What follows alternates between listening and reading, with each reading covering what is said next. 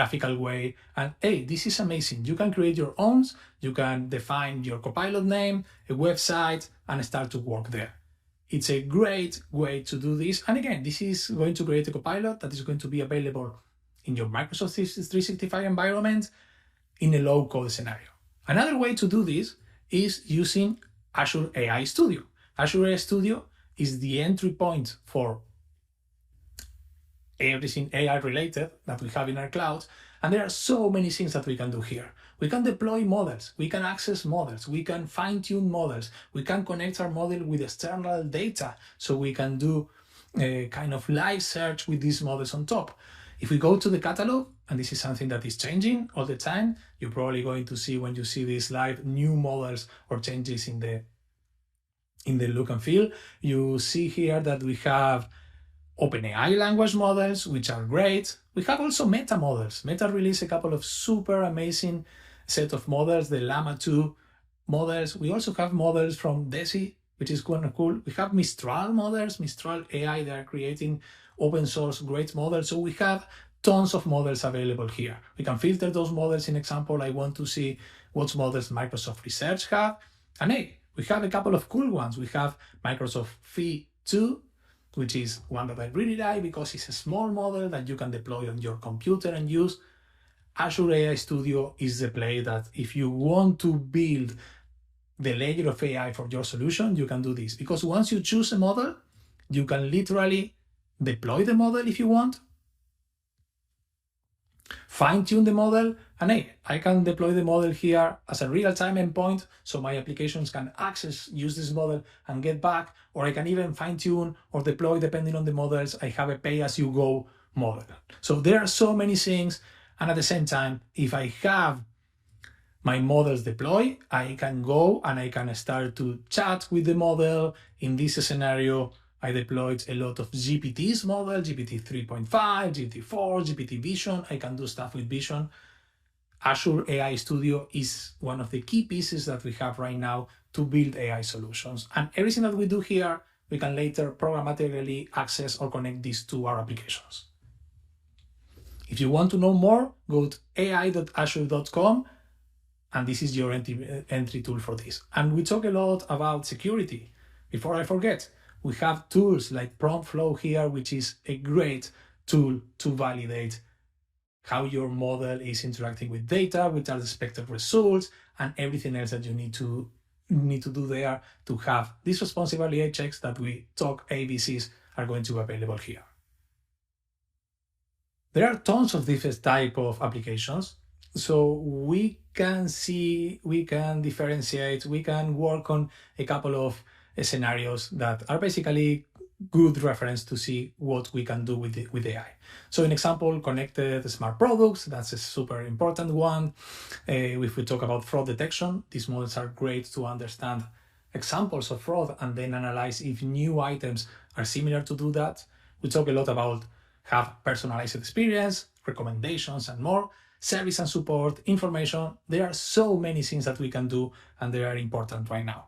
And what is also important here is that we learned that there are 3 steps that we want to have with you to basically help you to drive value for your business. So first of all, it's all about the people. We need to give the people all training materials and enable them with tools so they can do more. And we can help here. We have tons of amazing learning resources that help skill up your people. Then about the processes, we have modern technologies, modern tools, modern platforms, Azure DevOps, GitHub, everything in Azure that really can help us develop faster application. At the same time, being responsible, keeping an eye on security, and working with a lot of different data types. And the third one is close to what we talk right now, leverage the right technology. We have different data services, in example, which is the best one for us. Our team is here to help, and our team is here to help you choose the right data platform that you need. At the same time, the elements of the applications are available for you. We see this in Azure AI Studio. You have pre-trained models. We have OpenAI models, other third-party models, Microsoft Research models, that they are great to be used. We work also with a platform that can easily handle scenarios for scalability. scenarios for high performance. This is one of our key things there. And hey, we go back at the beginning. We want to make this a seamless experience for you. We want to have the processes and the tools that if you want to deliver a new feature, a fix, going back, test something, this delivery application process should be a very simple and focused one. So the whole idea is where we are right now and where we want to be. We will work on the premises that clouds and data and applications are there. That's our foundation. AI is the next step. Developers, application developers that are working with AI and data and product team, they need a unified experience across environments.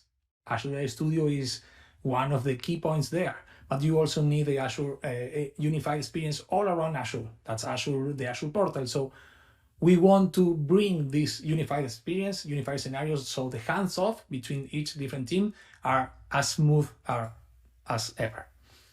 And we still have the challenges that we have in the past. So we want to deliver and build fast, in a fast way application, but the apps need to be reliable. They can scale. At the same time, we need to focus on security. This is the challenge that we have right now. And we have also, on top of that, data challenges. We have tons of data. Every day, we have more data sources. We have also a lot of structured and unstructured data. We have real-time data. Working with data is something that we are helping our customers to do more and more and more because it's one of the key challenges that we have. And finally, what we try to help our clients is to move, when you see all of those challenges, to move from traditional development scenarios where we do waterfall, monolithic applications, to a more cloud-native ones where you work with the scenarios like, in example, continuous integration, continuous CI/CD scenarios. We work with microservices when it's available. We have data sources integrated in real time. There are so many things that we can use. And we have even tools like APP Insights to have real-time logs and real-time diagnostic data from our application to learn more about that. So it's a path of changing. We have to go from A to B. We also know that B can change. We also know that B is evolving. So we are also flexible enough to solve those materials. And we really, really want to do more there. Because for us, and we're going to see an example of this right now, one great scenario to show this is use, in example, Azure's Cosmos DB as the data source. Azure's Cosmos DB is an amazing backend data storage. We can use Kubernetes in the middle to manage microservices that are accessing these applications and giving a great user experience for a mobile application experience, for generate invoices, interact and connect with supply chains. This is one of the tons of scenarios that we have. And we can add AI here in the middle to talk about this. So part of our journey, part of our work right now is to help you choose what are the key elements here, what you can do here. So are you going to use Azure Functions or Azure Container Apps or a website with Azure App Service? Do you want to use Azure AI services, including OpenAI? Or in the backend, do you want to use Azure SQL or Postgres or Cosmos DB? There are so many new scenarios that we can have right now. So let's take a look, because at the end, we go back here, we go back to the slide that we have, but this is what we are using. The whole idea here is that the tools that we are improving using AI, they are using the same backend platform that we are going to be giving available to you. So let's take a look at a super cool scenario that put it all together. Let's take a look at the real application that uses several components. It's a chat using vector search, using AI. It does a lot of amazing things, and it can be used, and we strongly advise our audience to use this as a reference sample, as a reference architecture to do more with this. So this is a repo. It's going to be part of the resources that we have here. And the whole idea is that we are going to do vector search on top of an Azure Cosmos DB database to create an AI assistant for a cosmic store. The whole idea here is that there are several ways that we can use our large language models to provide a great user experience. But when we deal with the tons of data, there are basically one or two approaches to do this. We can fine-tune the model, or we can do RAG. RAG is an acronym for Retrieval Augmented Generation, which is basically we use a service when we do a search to search data, and when we search this data, we use a large language model. In this example, is going to use GPT 3.5 to handle a better interaction with the user. So this is a full application that you can see here is a chat application. There are several key pieces here. So this is a diagram with the full concept of what we have. We have a database using Mongo, where we have our source data, our vectors, and more. I'm going to talk about this later. We have a function that is going to vectorize the data. Vectorize means converting text to vectors, numbers, embeddings, which is the language of these large language models. We have Azure OpenAI to make a nice, smooth interaction and transition between our questions from the users and the answers from the services. And the full front end is a web application. It's a web app service web UI. And there are a couple of pieces here and there where you can see what we have. And by the way, we have new versions of this that use other languages that also show you how you can do this with specific data, filtering data of the data that you need and you work and you have. There are plenty of things that you have. So in example, let me show you here. This is the elements that I have right now created in Azure. I have a function element here. I have an Azure Cosmos DB. I have my application inside. I want to track and load my application. I have my website. I have a plan to pay for this, the storage to store stuff, and I have another plan application inside, one for the website and one for the functions. And they have a couple of smart detectors because I really want to know if my application is not functioning, what I need to do. How can I handle this application? At any moment, I can go to, in example, one of my functions. I have two functions in this scenario. And if I go to one of them, let me go ingest and vectorize. I ran this some time ago, so I can see, probably going to take a lot of time here to analyze this. I can see the execution and more. But let me also show you the app in real time. So this is the app. And the app right now provides an experience where we talk about the Cosmic Store, and the store sells different type of products. So I can go here and ask what type of products do you have? This question is going to, let me zoom a little, is going to go to the backend, analyze, and give me the answer. So basically, when provide information, there are two categories: clothing, caps, bikes, mountain, and bikes. Show me the bikes. And by the way, I am asking very, very simple questions here, but because it's understand the context, is going to, and the history of the chat, is going to give me more information. At any time, I can see here in the system how many tokens I use. So I see here that I use almost 2,000 tokens here and 115 here. The token is the unit of measure that we have when we interact with models to basically define, hey, you know what? A token is kind of a word. 1,000 token is around 700 words, and this is what we use to see how we work here. So I want to know about, an example, the price of this tool, of this bike. What is the price of the fourth bike? I don't know if fourth is going to work. Let's figure out. Okay. So the model wasn't smart enough to understand additional information. Which bike is the fourth bike? Can you please provide me the name of the SKU of the bike you are referring? This is kind of cool. It's not understanding which is the fourth, because probably the list is not sorted, but it's giving me the option to say, hey, I want to help and I want to give you info here. So give me the name of the bike. So I'm going to say, sure, and I copy this in the back previously. Let's see if this works. So, it's not provided information. So the price is not provided. Show me the full information for the bike. So I am talking kind of in real time And oh, the price is there. So somehow I need to tweak a little the model here. But let's go back a little and analyze what we have. I started to talk in a very natural way. The agent is starting to give me back information that of stuff that really it doesn't sound like I am talking with a person, because can you give me the price bike of the Ford? I don't understand Ford. Give me the name. I will give you the name. Oh, I don't understand price. Give me more. This is a real natural conversation, and this is all really the power of the large language model that can do this for us. I can do more. Like in example, I can say, do you have socks? There are two products here, so show me the available socks. So I am going to ask for socks.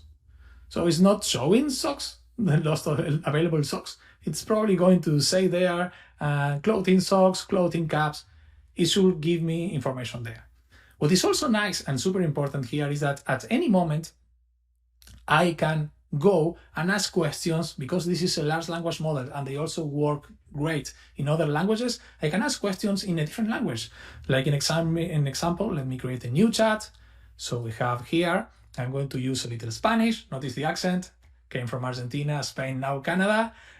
But I'm going to ask a question in Spanish asking for the list of bikes.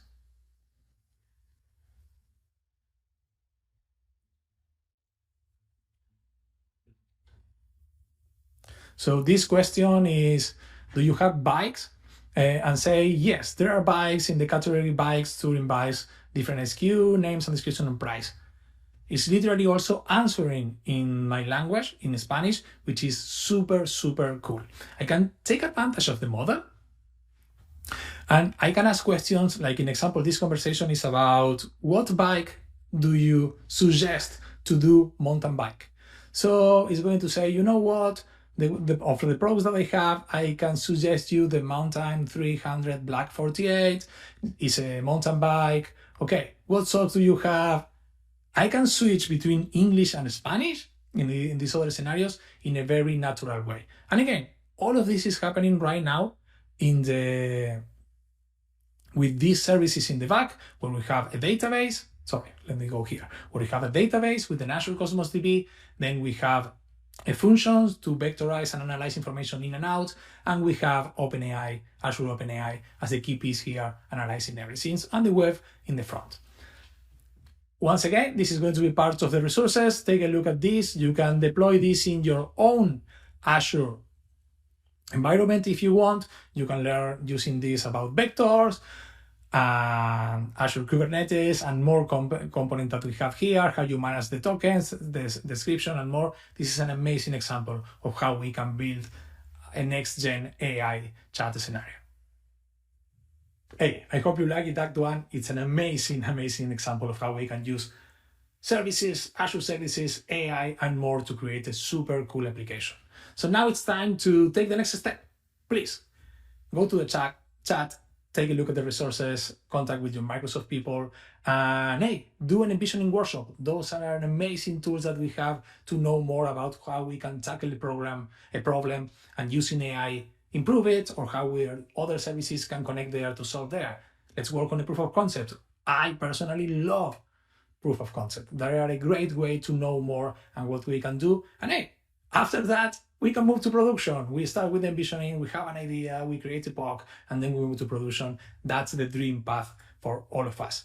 And before we wrap up, there are several offerings. Once again, contact your Microsoft representative to take a look at the Azure Innovate offerings, take a look at what you have in example with Copilot and AKAs, or learning materials, guidance, reference architectures, and more. There are so many things that we have available for you, and we really, really want to help you in your new AI applications path that we have. So that's it for me. It was a pleasure to be with you all today. Once again, check the chat, check the resources that we have available, and I really, really hope to see what you are building with AI.